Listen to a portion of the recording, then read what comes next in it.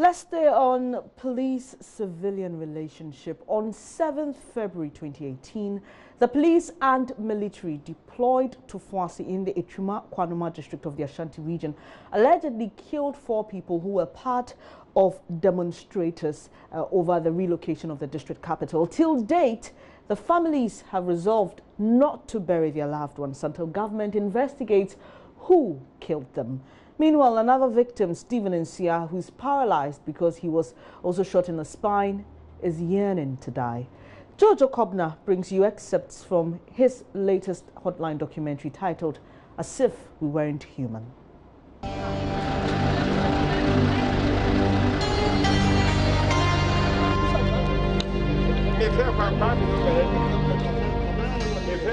On 7th February 2018, residents of Fuasi in the Kwanuma district of the Ashanti region protested the relocation of district capital Fuasi to Kedie.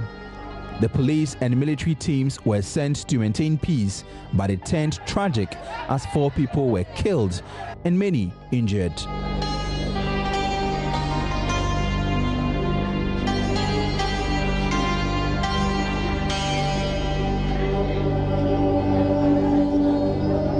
Stephen Nsia narrates that on that day, he went to run an errand for his church when he was shot.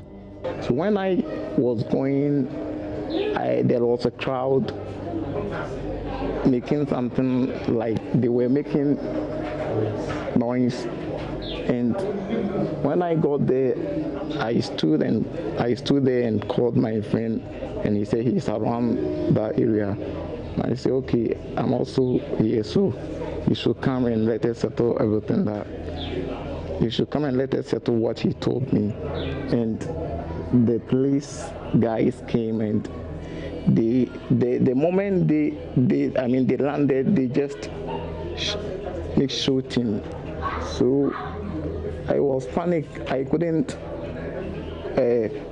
go back, and I couldn't go forward. So I decided to find a place to hide. What I just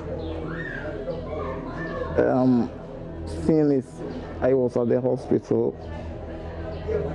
and was paralyzed, and I couldn't do anything. So that is what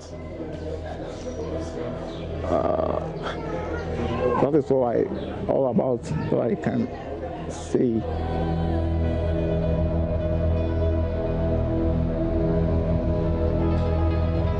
Bedridden, he has lost the desire of living again. He wants to die. So why na ayamia nti bi okwa me da wa very yankopon frame because aside ne mentumi anje na asasi so no pin na me nan mu no senka me wu a enka yema me.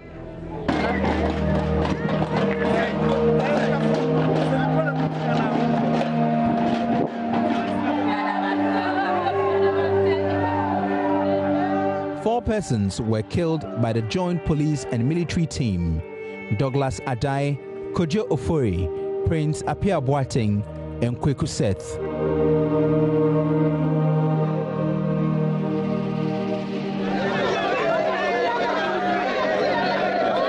Their families are buried in deep sorrow and have vowed never to bury them until they find out the truth behind these killings. So our balance and Abano Cassan, the Yensian, Ebesian. Now, Abano, Omocacham, some moments here. Say intimacy, if it's there. I'm Mammerano, and then Ranso, Ewoho. And this will be said what dear. I saw Nino a casa, a man who said, was a what dear, answer. Now, Viti Preocupe. Well, Okuno, not just my father, my question, or Chinabacasa, Miancasa, Matutu Okuno. Was I a Chimiaco?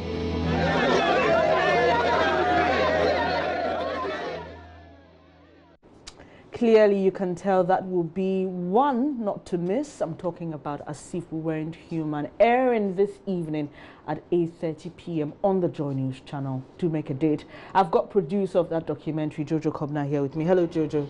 Hello, Benes. Quite an emotional piece. What inspired this particular documentary, As If We Weren't Human? What inspired this documentary was another story, a story that happened in 2009, where 4 girls were raped. It's also police, military coalition, a team going to Nalerigu to keep the peace. And then what happened? There were reports that they had raped about 4 women, and also they had brutalized many of the people. Currently, one guy who was beating is blind in one eye because of the beating. And when the 4 women were raped, what happened was that they took semen samples from the women. I mean, they took it so that they can identify, run a DNA analysis so that they can identify them. What happened was nothing happened. They took the semen from the women, they took them to Tamale, from Gambaga, took them to Tambale, took them to many other places, interviewed them, and then eventually Shraj was supposed to investigate. Shraj came and said, we couldn't investigate because of the criminal component, so we handed it over to the police to investigate themselves.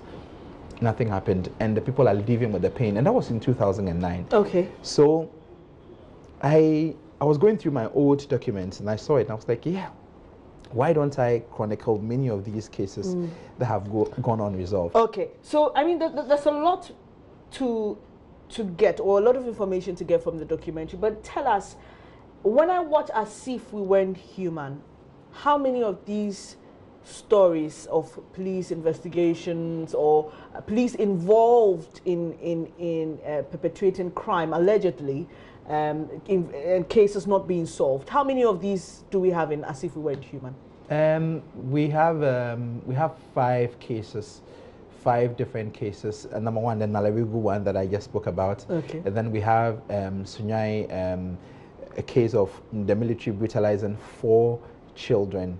And then we have Fuase, the one we just saw. And then we have another case in Abokobi, Medina. So the cases are well spread from Accra, Sunyai, Kumasi, and then the north itself. Is it that you wanted to achieve a national feel or give a national perspective to this problem? Yes, that was the whole idea. I just wanted to pick cases from at least one case from each region.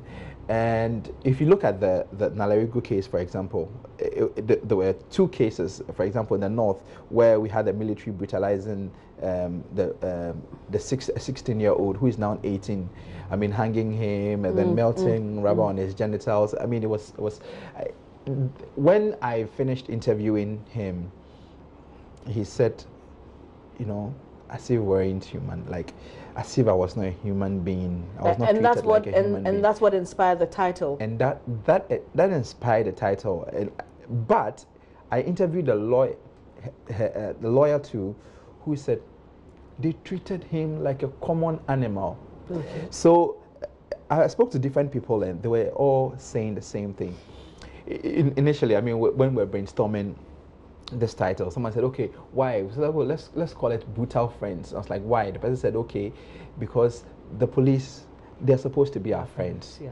And they are brutal to us, so brutal friends. And then, but what stood out was as if we weren't human, because people kept referring to that fact that they were not treated as humans. All right. I know one big question that may be on a lot of people's minds right now is, do we get a reaction from the police or the military in this documentary? In this documentary, we called them. I called the military to get their response on a 16-year-old who was abused, and they said, "Oh, Shraj is investigating," and so we have nothing to say. That is their response to that. And then we have the Fuase. Julian Obeng had spoken already, saying that they were investigating. So that is the response that covers for it. Now we had written letters to police requesting interviews, and they said they've not responded. Then the letter on Nalerigu, for example, we wrote a letter to the Public Relations Directorate, and then I was told that, well, we can't locate the files of that one. So we that in itself is troubling. We need to take a pause on that and talk about that as well, because then that's challenging to the whole progress of the investigation. It is, because you see, that is the reality. It tells you the reality. When something happens, that we're going to investigate, we are all very bubbly about it. So many civil society organizations will condemn, human rights campaigners will make noise, and they would say that we need justice. The media would put a spotlight on the issues, and then it ends.